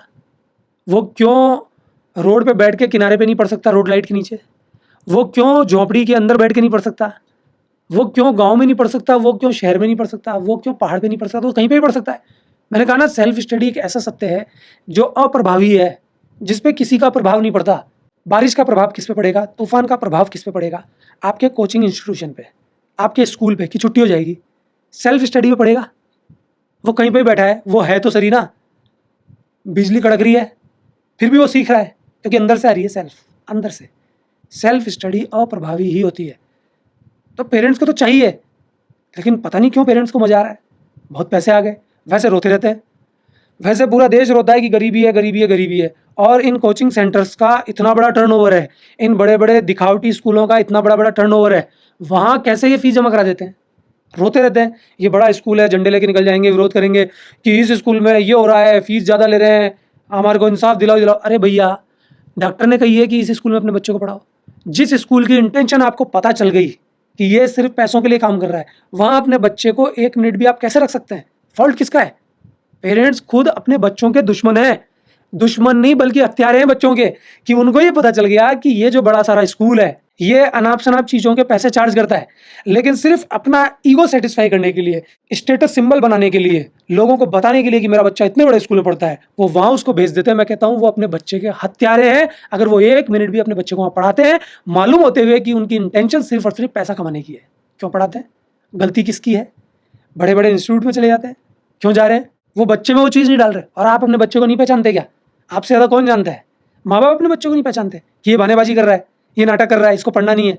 तो पहचानो ना कि इसका मन किस चीज़ में है। जब उसका मन ही नहीं है, आप ठोक ठोक के क्या कर लोगे? फिर पता है क्या होता है, ऐसा बच्चा जब स्कूल में जाता है, कोचिंग में जाता है, उसका मन नहीं होता है, तो फिर रास्ते में कई तरह के कांड करता चलता है। क्लास में बैठेगा तो ईयरफोन लगा लेगा, ईयरफोन अगर क्लास में अलाउ नहीं होगा तो किसी के चूंटी काटेगा, किसी को परेशान करेगा, दोस्तों के साथ बदतमीजी करेगा। फिर ऐसे बच्चे की शिकायत स्कूल से आएगी। अब तो ऐसे ऐसे रूल्स आ गए कि बच्चा कुछ भी करे, कोई कुछ बोलने को तैयार नहीं है, तो पेरेंट्स को भी लगता है कि यार अपन ने इतनी मोटी फीस दी है तो मजे आ गए। ऐसे ऐसे स्कूल्स इस देश में हैं कि 6th-7th क्लास में बच्चे को पढ़ाने के लिए 4-5 लाख रुपए फीस लगती है। मैं पूछता हूँ 4-5 लाख रुपए की 6th और 7th की पढ़ाई कौन सी होगी, मुझे बताएं। इतने बड़े बड़े वैज्ञानिक अस्तित्व में आए, इतने बड़े बड़े कवि, इतने बड़े बड़े लोग, इतने बड़े बड़े व्यापारी जो बार बार कहते हैं, इंटरव्यू देते हैं कि हम इस तरह से पढ़े हैं, अभावों में पले हैं, ये कौन लोग हैं? इनके पास अनाप शनाप पैसा है। ज़्यादातर लोग इस देश में वो हैं जो मीडियम क्लास से रिलेटेड हैं या गरीबी रेखा के भी नीचे हैं। वो लोग फंस जाते हैं इन चक्करों में, वो रोते रहते हैं, किस्त नहीं भर रहे, दिक्कत आ रही है, उसके बाद भी अपने बच्चे को देखा देखी दूसरे स्कूल में करा देना है। मैं आपसे पूछता हूँ कि इस देश में एजुकेशन को ख़त्म करने वाले कौन लोग हैं? CBSE कल्चर, स्टाइलिश कल्चर और कोचिंग इंस्टीट्यूशन कल्चर, इसके अलावा किसने ख़त्म किया है? इसमें तो अपने आप ही सेल्फ स्टडी का खेल था, मैं क्यों बताऊंगा? तो सेल्फ स्टडी वो चीज़ है जो कोई समझना नहीं चाहता। हमारे घर में जहाँ एजुकेशन का ही माहौल रहा है, हमारे पेरेंट्स ने भी एजुकेशन को ही देखा है। अगर मैं उनके बीच में भी ये बात कर लूँगा सेल्फ स्टडी की, तो शायद वो भी मजबूती के साथ नहीं बोल पाएंगे कि सेल्फ स्टडी इतनी बड़ी चीज़ है, क्योंकि वो भी देख रहे हैं कि इतने बड़े बड़े कोचिंग इंस्टीट्यूशन है, उसमें आज ये सिलेक्शन हो गया, आज ये हो गया। ये सब मार्केटिंग है। मैं साबित करके बता सकता हूँ कि जो बच्चा अपने आप पढ़ा है उसका भी इन्होंने नाम छाप दिया। जो बच्चा गांव के कोने में बैठ के बकरियां चराता हुआ तैयारी कर रहा है, वो सेलेक्ट हो गया किसी बड़े से बड़े एग्जाम में, उसका भी नाम ये लोग यूज कर रहे हैं। इसके अलावा मैं कह रहा हूँ इनके क्लासरूम्स में अगर कोई पढ़ा भी है नियमित रूप से, तो वो भी सेल्फ स्टडी से ही सेलेक्ट हुआ है। आप मुझे जवाब देना इस बात का। एक तरफ है सेल्फ स्टडी यानी खुद से ईमानदारी से पढ़ना, और एक तरफ है टीचर, है ना। अब वो टीचर कोचिंग का भी हो सकता है, ट्यूशन का भी हो सकता है, क्लास का भी हो सकता है। वो टीचर बच्चे को पढ़ा रहा है एक चीज़ और सेल्फ स्टडी दो चीज़। अगर मैं इसमें से सेल्फ स्टडी को हटा दूं तो वो बच्चा पढ़ पाएगा, या मैं टीचर को हटा दूं तो वो बच्चा पढ़ पाएगा। चलिए मान लिया कि दोनों एक साथ हैं। हेल्दी ड्रिंक दूध में पड़ा हुआ है, दूध भी उसके साथ है और हेल्दी ड्रिंक भी उसके साथ है, तो कौन तय करेगा कि ये जो हेल्दी ड्रिंक है जो पाउडर के रूप में है किसी भी कंपनी का, उससे शक्ति आई है कि दूध से आई है? वो तब पता पड़ेगा दोनों में से एक को हटा के देखिए। अगर हटाते ही पता चले कि ये तो दूध से शक्ति आई है, तो फिर दूध में जानती हेल्दी ड्रिंक उल्लू बना रहा था। दूध को साइड कर दीजिए, सिर्फ हेल्दी ड्रिंक खिलाते रहिए, बच्चे के शरीर में क्या होता है आपको मालूम चल जाएगा। इसी प्रकार आप टीचर को हटा के देखिए, सेल्फ स्टडी रखिए और ऑब्जर्व कीजिए कि बच्चे को कुछ प्राप्त होता है, और उल्टा कीजिए कि सेल्फ स्टडी को हमेशा के लिए हटा दीजिए, सिर्फ टीचर पढ़ा रहा है और बच्चा घर जा रहा है, सिर्फ टीचर पढ़ाता है और बच्चा घर चला जाता है। क्या होगा? मैं कह रहा हूँ कि पढ़ाता रह जाएगा टीचर, बच्चे को कुछ आएगा ही नहीं। जब तक खुद नहीं करेगा, जब तक खुद याद नहीं करेगा, खुद सवाल नहीं निकालेगा, खुद अपने आप से पूछेगा नहीं, खुद मशक्कत नहीं करेगा, खुद परेशान नहीं होगा, कहाँ से आएगा? तो जो बच्चे इंस्टीट्यूशंस में या स्कूल्स में बैठे हैं, जिनको मार्केट किया जाता है कि हमारी वजह से ये बच्चे आगे बढ़े हैं, वो भी सेल्फ स्टडी से ही हुए हैं। वो अपना नाम लगा रहे हैं, वो बात अलग है। और अगर मैं कह रहा हूं कि मेरे पास कोई बच्चा तैयारी करके इतना आगे बढ़ा है, तो मैं ये नहीं कह रहा कि वो मेरे कारण हुआ है, वो उस सत्य के कारण हुआ है जो सत्य मेरा ही नहीं बल्कि इस पूरी दुनिया का है, सबका है। वो तो है ना। मैं कौन होता हूँ? मैं इसका प्रचार करके भी क्या कर लूंगा, या मैं इसको बड़ा साबित करके भी क्या कर लूंगा? वो तो है ही। वो गौण होता चला जा रहा है, उसके ऊपर मिट्टी गिर गई है। लेकिन अगर मेरी आंखें खुली हैं तो फिर बहुत लोगों की आंखें खुल सकती हैं, और खुलती भी है। आए दिन सेलेक्ट होते हैं, उनको पता होता है बच्चों को, लेकिन फिर भी उनको डर लगता है कि यार कहीं हम प्रॉब्लम में ना आ जाए अगर इस इंस्टीट्यूट का नाम नहीं लेता। तो उनको भी लगता है, उनको भी पता है कि हमने खुद ने कितनी ताकत लगाई है। सेलेक्ट होते हैं तो पता ही है ना। कई लोग फर्जीवाड़े सेलेक्ट होते हैं, उनको तो साफ ही पता है कि मैंने बेईमानी की है। लेकिन जो रियल में पढ़ के सेलेक्ट हुए हैं, जिनका नंबर आया है किसी भी चीज़ में या 10th और 12th में परसेंटेज बनी है, उनको सबको पता होता है कि हमने खुद ने ताकत लगाई है। हमारे टीचर ने सपोर्ट किया, नो डाउट, पर उस सपोर्ट से भी कुछ नहीं हो सकता। इसलिए सेल्फ स्टडी घर में की जाए, रोड पे की जाए, स्कूल में की जाए, कोचिंग में की जाए, उससे कोई फर्क नहीं पड़ता। जगह महत्वपूर्ण नहीं है, क्योंकि सेल्फ स्टडी बाहर से नहीं आती, अंदर से आती है। अगर हम इन सब सवालों से हटके सिर्फ टीचर के बारे में बात करें, तो जो ऑनलाइन टीचर्स होते हैं या यूट्यूब पे पढ़ाने वाले टीचर्स होते हैं, उन्हें तो आप सेल्फ स्टडी की कसौटी पर उतार देते हैं, लेकिन वो टीचर्स जो पर्सनली बच्चे को अटेंशन दे के पढ़ाते हैं, उनका आप विरोध करते हैं। तो ऐसा डिफरेंस क्यों? ये बहुत पुराना ट्रेडिशन हो गया, और नए नए आविष्कार होते हैं। शिक्षा में भी नई नई खोज होती है। बहुत सारे देश हैं जो कई तरह की शिक्षा नीतियाँ लाते हैं, लेकिन कोई भी निष्कर्ष पे नहीं पहुंचा कि ये जो शिक्षा नीति चल रही है ये लास्ट है ना। खोज हमेशा होती है। आप देखते हैं जो साइंस है वो भी हर दिन कुछ ना कुछ नया खोज देती है। तो ऐसे ही शिक्षा में भी बहुत सारी खोजें होती हैं, बहुत सारी चीज़ें अलग अलग देश अलग अलग तरीक़ों से लगाता है, लेकिन फाइनल निष्कर्ष पे अभी तक कोई पहुँचा नहीं, क्योंकि फाइनल निष्कर्ष है नहीं। फाइनल निष्कर्ष हमेशा से ही सत्य रहा है, सत्य का मतलब सेल्फ स्टडी रहा है और आगे भी वो रहेगा। आप ऑब्जर्वेशन के तरीके अलग अलग कर सकते हैं। आप बच्चों को कैमरे की निगरानी में रख सकते हैं, आप बच्चों को मोबाइल दे सकते हैं पढ़ने के लिए, वीडियो दिखा सकते हैं। आप टीचर को ये कह सकते हैं कि हंस हंस के पढ़ाया जाए। टीचर का जो स्वरूप है वो पहले अकड़ का हुआ करता था, टाइट रह के पढ़ाता था। अब आप बोल सकते हैं कि बच्चों का दोस्त बन के पढ़ाएं। आप टीचर के स्वरूप के साथ साथ टीचर को कई तरह की विधियां सिखा सकते हैं कि ऐसे ऐसे बच्चों को पढ़ाओ। आप उस क्लास का डेकोरम चेंज कर सकते हैं, आप बच्चे की सिटिंग चेंज कर सकते हैं। जिन टूल्स का उपयोग बच्चा कर रहा है, बोर्ड हो गया, चौक हो गया, उसका तरीका चेंज कर सकते हैं। जो हुआ भी है, समय के साथ साथ डिजिटल बोर्ड आ गए, हाथ से चल जाता है या एक स्टिक से चल जाता है, ये सब आप कर सकते हैं। लेकिन सेल्फ स्टडी, सच्चाई और ईमानदारी कभी हट नहीं सकती, अंदर ही है, आगे भी रहेगी। कितनी भी बड़ी खोज हो जाए, कितने भी बड़े बड़े वैज्ञानिक आ जाएं, कितने भी बड़े विद्वान आ जाएं, कोई भी आ जाए, सेल्फ स्टडी हट ही नहीं सकती इस संसार से, क्योंकि सेल्फ स्टडी सत्य है, सीखने की कला। सत्य तो है ही, लेकिन सीखा कैसे जाता है वो सेल्फ से ही सीखा जाता है। जब तक इंसान इंसान है, हमेशा सेल्फ स्टडी ही सत्य रहेगी। अब इंसान रोबोट ही बन गया, तुमने चिप ही लगा दी उसके दिमाग में, अब कैसे लगेगी, क्या होगा, सुनते भी हम तो वीडियोज़ में, वो मुझे नहीं पता, मुझे नहीं आता। लेकिन वहाँ इंसान फिर रोबोट हो जाएगा। इंसान जब रोबोट है तब के लिए तो आप कुछ कह ही नहीं सकते, क्योंकि वो तो अब इंसान रहा ही नहीं, वो तो मशीनों से चलाया जा रहा है। तो मशीन तो आज भी इंसान की कमांड पे ही चलती है, तो वो तो सेल्फ स्टडी की बात कर ही नहीं सकती। जिस भी मशीन को आप ये कहते हैं कि ये ऑटोमेटिक है, वो मशीन भी ऑटोमेटिक नहीं होती है, उसमें भी कोडिंग होती है। उसको भी ये आदेश दिया जाता है कि तू इस तरह से ये काम करेगी, तुझे ये मिलेगा तो तू ये करेगी। ऑटोमेटिक कार को भी ये पता है, सेंसर्स लगे हैं कि अगर ऐसी कोई बाधा आ जाए तो यहाँ से हट जाएगी, तो वहाँ पर भी फीडिंग है। मैं उस इंसान की बात कर रहा हूँ जिसके लिए कोई फीडिंग है ही नहीं, अंदर से सीखता है। फिर वो बुक से सीखे, वो इंसानों से सीखे, वो छोटों से सीखे, वो बड़ों से सीखे, वो निर्जीव चीज़ से भी सीखे। इस अस्तित्व में जो कुछ है वो सबसे सीखे। देखिए, आप खुद एक स्कूल संचालक हैं, तो जब भी आप बच्चों के पेरेंट्स से मिलते हैं, तो एक ऐसा कौन-सा कॉमन सवाल होता है जो हर बच्चे का पेरेंट आपसे पूछता है? सेल्फ स्टडी के तौर पे ही पूछ रही हूँ। वैसे तो देखिए कई सारे सवाल पेरेंट्स पूछते हैं, लेकिन सेल्फ स्टडी के बाबत तो एक चीज़ होती है कि पेरेंट्स के जहन में ये होता है कि अगर हमने स्कूल की फ़ीस दी है ना तो हमको बहुत कुछ मिले।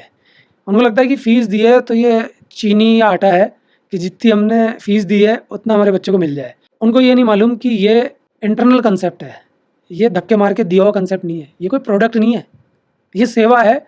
इसको जो लेना चाहता है वो ले सकता है अंदर से। उनका बच्चा अगर ग्रहण नहीं कर रहा ना, तो फिर स्कूल वाला कितना भी कुछ भी कर ले, वो नहीं हो पाएगा।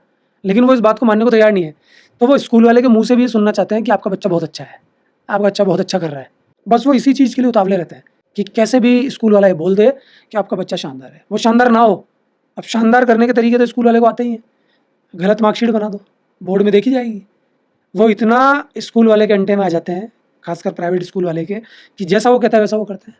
लेकिन अगर मैं बोल दूं कि सेल्फ स्टडी सब कुछ है, आपका बच्चा बेईमानी कर रहा है, तो सेल्फ स्टडी को लेकर के उनका सवाल ये होता है कि फिर आप फीस किस बात की लेते हो? बच्चे को थोड़ा पढ़ाओ, टीचर्स लगाओ, जबकि उनको मालूम ही नहीं है कि मुझे लगभग, आज 2025 चल रहा है, मुझे लगभग 20 साल हो गए। 20 साल में मैंने किसी भी बच्चे की तैयारी कराई है, उसमें टीचर केंद्र नहीं रहा। टीचर ऑब्जर्वेशन का काम करता है, कुछ नहीं आ पाता बच्चे को तो टीचर बता देता है। कुछ ऐसे स्टूडेंट्स होते हैं जो मेरी पूरी तरह से बात नहीं मान पाते, तो उनके लिए फिर टीचर सामने लाता हूँ और फिर ये ऑब्जर्व करता हूँ कि कब इसके दिमाग में इस सत्यता का जन्म होगा, कब इसके दिमाग में सेल्फ स्टडी एक बड़ी चीज़ होगी। तो जैसे जैसे धीरे धीरे ग्राफ सेल्फ स्टडी का बढ़ता जाता है, या सेल्फ स्टडी सही चीज़ है उस सोच का बढ़ता जाता है, वैसे वैसे मैं टीचर उससे साइड कर देता हूँ। तो फिर पेरेंट्स के दिमाग में ये रहता है कि हम इतनी फीस दे रहे हैं, तो फिर आप काहे की सेल्फ स्टडी की बात करो, जबकि उनको पता ही नहीं है कि सेल्फ स्टडी अगर कोई गुरु कराता है तो उसमें उसकी एनर्जी इतनी लग जाती है, इतनी चीज़ें वो खर्चे में डाल देता है कि उनको पता ही नहीं होता कि जितना पैसा तो वो टीचर को सैलरी में भी नहीं देता होगा। तो सर, आपने सेल्फ स्टडी के इतने सारे फ़ायदे तो बता दिए हैं, लेकिन जो टीचर्स हैं, जो प्रत्यक्ष रूप से बच्चों को पढ़ा रहे हैं, चाहे क्लासरूम्स में देखो, चाहे कोचिंग्स में देखो, चाहे ट्यूशन्स में देखो, तो उन टीचर्स का बच्चों के ऊपर क्या नेगेटिव इम्पैक्ट होता है? देखिए, सेल्फ स्टडी इसलिए साफ़ सुथरी है क्योंकि ये अप्रभावी है।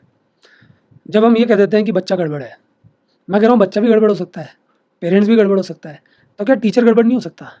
कई सारे ऐसे केसेस आते हैं जिसमें टीचर ही गड़बड़ मालूम होता है। और मैं कह रहा हूँ जिस टीचर का इंटेंशन ही गलत है, उसके दिमाग में ये फिट है कि बच्चा ग्राहक है, मैं कह रहा हूँ आत्मा से नहीं दे पाएगा वो चीज़ें। वो दे देगा, वो सवाल करा देगा बोर्ड पे, वो चीज़ें सिखा देगा, लेकिन आत्मा से नहीं दे पाएगा। और मैं ये भी नहीं कह रहा कि कोई टीचर आत्मा से नहीं पढ़ाता है, जो पढ़ाता है बच्चों तक जाती भी है बात।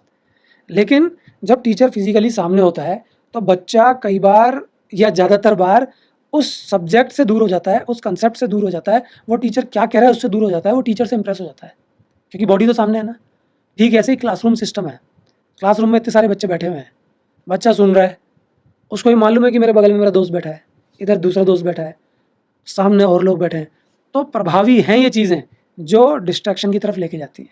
टीचर भी डिस्ट्रैक्शन की तरफ लेके जाता है, बहुत सारी चीज़ें उसको डिस्ट्रैक्ट करती हैं, लेकिन सेल्फ स्टडी होती तब है जब डिस्ट्रैक्शन चला जाता है। अगर आप सेल्फ स्टडी करने बैठे हैं और फिर मन नहीं कर रहा, तो मैं समझता हूँ ये भी डिस्ट्रैक्शन है, इसमें भी गड़बड़ हो रही है। जब वो स्थिति आती है ना, वो स्थिति बताई तो जा नहीं सकती मुँह से, वो तो जो बच्चे पढ़ते होंगे, जब उनको मज़ा आता रहता है, हर बच्चा, कोचिंग जाने वाला बच्चा भी किसी ना किसी स्थिति में किसी ना किसी दिन सेल्फ स्टडी की पोजीशन में होता है। स्कूल जाने वाला बच्चा भी होता है, लीन हो जाता है, कभी कभी क्लास में भी लीन हो जाते हैं, लेकिन ज़्यादातर ये प्रॉब्लम आती है कि क्लासरूम्स का माहौल वैसा नहीं बन पाता। बहुत सारे बच्चे हैं फिजिकली मान लो डैमेज हो रहा है बच्चा कि 1 घंटे की क्लास हो गई, 40 मिनट तक उसने कैसे भी सुन लिया, लेकिन लास्ट के जो 20 मिनट उसमें प्रॉब्लम हो गई, उससे बैठा ही नहीं जा रहा, तो वो उधर ध्यान देगा कि बेचैनी हो रही है, कि दर्द हो रही है पीठ, या सिर में दर्द हो रहा है, या वो सामने ध्यान देगा। तो फ्लक्चुएशन होता रहता है। पूरी तरह से लीनता तभी आती है जब बच्चा सेल्फ स्टडी करता है, और सेल्फ स्टडी वाला बच्चा स्वतंत्र होता है। वो बीमार होगा तो क्यों करेगा, उसके सर दर्द होगा तो क्यों करेगा, वो कहीं घूमने जा रहा है तो वो क्यों करेगा, जब वो कर रहा ही है सेल्फ स्टडी तो फिर वो सबको भुला चुका है इसलिए कर रहा है। तो टीचर के सामने खड़े होने से, अस्तित्व में आने से कहीं ना कहीं चीज़ें प्रभावी हो जाती हैं। तो वो प्रभाव जरूरी नहीं है पॉजिटिव ही आए, वो प्रभाव नेगेटिव भी आता है। और आज जिस जगह दुनिया जा रही है उसमें टीचर का प्रभाव नेगेटिव ही आता है। इसलिए ज़्यादातर बच्चे प्रॉब्लम्स में ही रहते हैं कि हमने इतना कुछ कर लिया, इतनी डिग्री ले ली, डिग्रियाँ पॉजिटिव लेने के बाद भी, अच्छी अच्छी परसेंटेज बनाने के बाद भी हमारे कंसेप्ट ही क्लियर नहीं हुए, हम आगे बढ़े ही नहीं। अगर उन्होंने सेल्फ चीज़ों को जाना होता, ठोकरें खा खा के खुद ने सीखा होता, तो ये वाली प्रॉब्लम उसके सामने नहीं आती।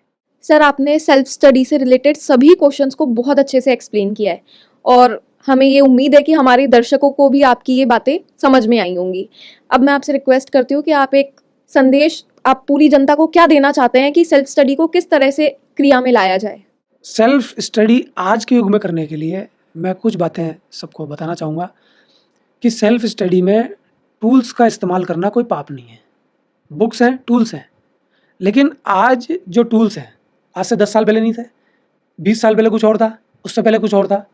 अगर सिर्फ एजुकेशन की बात करें, मैं खेलों की बात ना करूं, तो एजुकेशन में बुक्स अस्तित्व में थी, उसके बाद पासबुक्स आई। लोग पहले के मना करते थे कि पासबुक का इस्तेमाल नहीं करना चाहिए, ख़राब चीज़ है, अपने आप नोट्स बनाओ, अपने आप पढ़ो। वो आज भी है, ट्रेडिशनल तरीका हमेशा से चलेगा, वो आज भी है। आज भी बच्चे को बुक ही पढ़नी चाहिए, किसी भी चीज़ को डीपली पढ़ना चाहिए, उसके मीनिंग को देखना चाहिए, अंदर कह क्या रहा है, ये लाइन क्या कह रही है, घास नहीं काटनी है। लेकिन आज जो टूल्स काम कर रहे हैं, आज सोशल मीडिया सामने है, आज टीचर का पढ़ाया हुआ भी आपको वीडियो के रूप में सामने दिख जाता है। टीचर वहाँ कारगर हो जाता है कि वीडियो कितना बढ़िया है। वीडियो आपको अलग दिशा में नहीं लेके जाता। कैसे नहीं ले जाता? लोग बोलते हैं वीडियो से कैसे पढ़ें। पहले तो मैं कह रहा हूँ वीडियो से पढ़ने की ज़रूरत ही नहीं है। जब आप 6 तक भाषा को जान गए हैं, लिखना जान गए हैं, पढ़ना जान गए हैं, और 10th में या 12th में आ गए हैं, या इससे बड़ी क्लास में आ गए हैं, आप बहुत कुछ जान गए हैं। आप प्रस्तावना पढ़िए ना, उस बुक में धीरे धीरे स्टेप बाय स्टेप चैप्टर को समझाने की क्रिया बताई गई है। टीचर्स भी उसको देख के पढ़ते हैं। शुरुआत में टीचर भी तो ऐसे तैयार होता था, उसी को देख के आगे बढ़ते हैं। आप भी उसी को देख के आगे बढ़िए जो शुरू में इंट्रोडक्शन होता है। लेकिन बच्चे इंट्रोडक्शन से बोर हो जाते हैं, जल्दी करना चाहते हैं। ऐसी स्थिति में आप यूट्यूब के द्वारा किसी भी अच्छे टीचर से मेरा मतलब है जिनका कंटेंट क्लियर हो, उनसे कोई रिश्तेदारी तो करनी नहीं है, दोस्ती तो करनी नहीं है कि साहब इनका स्टाइल बहुत तगड़ा समझ में आता है। जनरली बच्चे स्टाइल में फंस जाते हैं कि ये टीचर तो बड़ा ट्रिक से बताता है, ये तो स्टाइल ही बहुत अच्छी अपनाते हैं, इनका पढ़ाने का तरीका मुझे बहुत अच्छा लगा। लेकिन मैं देखता हूँ कि वो टीचर लोग हैं, वो इंप्रेस करने की कोशिश करते हैं, उन्होंने अच्छे कपड़े पहने होते हैं या कुछ भी करते हैं। तो ऐसी चीज़ को ध्यान में नहीं रखना। यूट्यूब से हमको पढ़ना है, पढ़ने के बाद अपनी बुक से ज़रूर पढ़ना है। बुक से पढ़ने के बाद बहुत सारी चीज़ें ऐसी होंगी जो आपको क्लियर होंगी, कहीं नहीं भी होंगी, उसके ऊपर काम करना है। काम करने के बाद टेस्ट सिस्टम देखना है। टेस्ट सिस्टम आज ऑनलाइन प्लेटफॉर्म्स पर कई सारे टेस्ट हैं, मॉक टेस्ट हैं, उनको लेना है। अगर आपकी कॉपी चेकिंग करने के लिए कोई नहीं है तो आपसे पहले किसी ने अगर वो एग्ज़ाम दे रखा है, सीनियर क्लास का बच्चा ही है, उससे आप चेक करा लीजिए। कोई पाप वाली बात नहीं है, अच्छी चेक करेगा। मैं भी टीचर से ज़्यादा अच्छी करेगा, टीचर तो कई बार लापरवाही भी कर देता है। आज बाज़ार में पेपर आते हैं, चाहे ऑनलाइन देख लीजिए, आज तो एआई है, चैट जीपीटी है, उसमें आप कुछ भी कोड डालेंगे पेपर बना के दे देता है, बिल्कुल बोर्ड जैसा या किसी भी एग्ज़ाम का। डेस्क वॉक्स आती है पेपर के रूप में, जब आपने कोर्स कर लिया तो वो कर सकते हैं। लेकिन कोर्स जब करना है तो इस बात का ध्यान रखना है कि बूंद-बूंद से घड़ा भरता है। एक पैराग्राफ पढ़िए, उसको समझिए, फिर उसका टेस्ट दीजिए। अगर थोड़े आप ठीक-ठाक हैं तो आप पूरा चैप्टर भी कर सकते हैं, उसका टेस्ट दीजिए। धीरे-धीरे करते जब आप आगे बढ़ते हैं तो पूरे चैप्टर जब आपको क्लियर होते हैं, उनमें आपके नंबर अच्छे आ जाते हैं। लेकिन जब इकट्ठा आप टेस्ट देंगे पूरी बुक का या पूरे सब्जेक्ट का, तब आपके नंबर कम आएँगे। आप डरिए मत। फिर दोबारा टेस्ट दीजिए, फिर वापस से बुक में आइए, अंदर-अंदर जाके पढ़ाई कीजिए। जितना अंदर-अंदर जाके पढ़ाई करेंगे, शब्दों का मीनिंग तक आप देखेंगे, कई-कई तरीके से उसको घुमा के देखेंगे और अंदर ही अंदर क्वेश्चंस बनाएँगे कि यार ये जो लाइन है ना, इसमें यार ये क्वेश्चन भी बन सकता है और ये भी बन सकता है। ऐसा नहीं है कि इस लाइन में से ये क्वेश्चन हमारी टेक्स्ट बुक में दे रखा है या पासबुक में या किसी ऑनलाइन प्लेटफॉर्म पे दे रखा है तो यही होगा। इससे ये इतने तरह के क्वेश्चन तो मेरे ही दिमाग में आ रहे हैं। तो जितने तरह के क्वेश्चंस बच्चा बनाएगा, उतना ही उसको फ़ायदा मिलता चला जाएगा। फिर एक समय ऐसा आता है, करत-करत अभ्यास वो इतना मजबूत हो जाता है, फिर किसी भी तरह का टेस्ट होगा, कैसा भी क्वेश्चन होगा, वो उसका आंसर दे देगा। सुनने में बड़ा आसान लगता है, लेकिन वही वाली बात है, मन होना ज़रूरी है ना। अगर मन नहीं है, तो फिर उसको किसी भी क्लास में बिठा दो, सामने टीचर बोलता रहेगा। तो ये जो विद्यार्थी हैं, जो ये बच्चे हैं या उनके पेरेंट्स हैं, वही लोग टीचर पसंद करते हैं, वही लोग क्लासरूम सिस्टम पसंद करते हैं, वही लोग कोचिंग या ट्यूशन पसंद करते हैं, जिनको तपस्या नहीं करनी, जिनको मेहनत नहीं करनी। एक जिम वो भी है जिसके पास एक नॉर्मल सामान है या मशीन है, एक जिम वो भी है जो भयंकर तरीके से इतना हाईली इक्विप्ड है, शानदार मशीनें हैं, शानदार एसी लगा हुआ है, इतनी सफाई है, लेकिन क्या गारंटी है कि उसके अंदर से बहुत तगड़े बॉडी बिल्डर निकलेंगे। मैं तो जनरली देखता हूँ जितनी ज़्यादा शानदार और जितनी ज़्यादा फैसिलिटीज़ वाली जिम्स हैं, उसमें लड़कों की या लड़कियों की बॉडी ज़्यादा अच्छी नहीं है। और जो लोग मेहनत कराते हैं, उनके पास चाहे सामान थोड़ा कमज़ोर भी हो, जिनके गुरु ज़्यादा ध्यान देते हैं या बच्चे ऐसे हैं जो रियल में बॉडी बिल्डिंग अच्छी करना चाहते हैं, वो बहुत अच्छा करते हैं। तो सेल्फ स्टडी में भी इस बात का ध्यान रखना है कि बच्चे का मन कितना है। अगर बच्चे का मन नहीं है, तो फिर वो सेल्फ स्टडी करके भी उसको बदनाम करेगा। हमारे लिए भी नाम लगा देते हैं कि सेल्फ स्टडी कराई, इसलिए ऐसा हो गया, इसलिए वैसा हो गया। मैं कह रहा हूँ सेल्फ स्टडी करने के बाद कोई भी बच्चे के साथ गलत हो ही नहीं सकता। अगर वो ये कह रहा है कि मैं इंस्टीट्यूट में पढ़ के आया हूँ, कोचिंग में पढ़ के आया हूँ, सेल्फ स्टडी मैंने नहीं करी है, तो उससे बड़ा झूठा कोई भी नहीं है। सेल्फ स्टडी करके ही वो नंबर लेके आया है।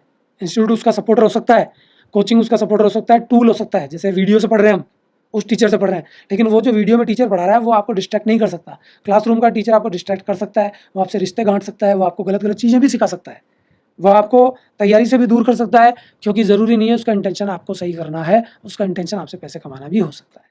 तो बहुत बहुत धन्यवाद सर, आपने आज हमें सेल्फ स्टडी के बारे में बहुत कुछ बताया है। तो आपके भी कई ऐसे क्वेश्चंस होंगे जो आज क्लियर हुए होंगे, और बाकी ऐसी ही पॉडकास्ट के साथ हम आगे भी आपसे मिलते रहेंगे। तब तक के लिए धन्यवाद।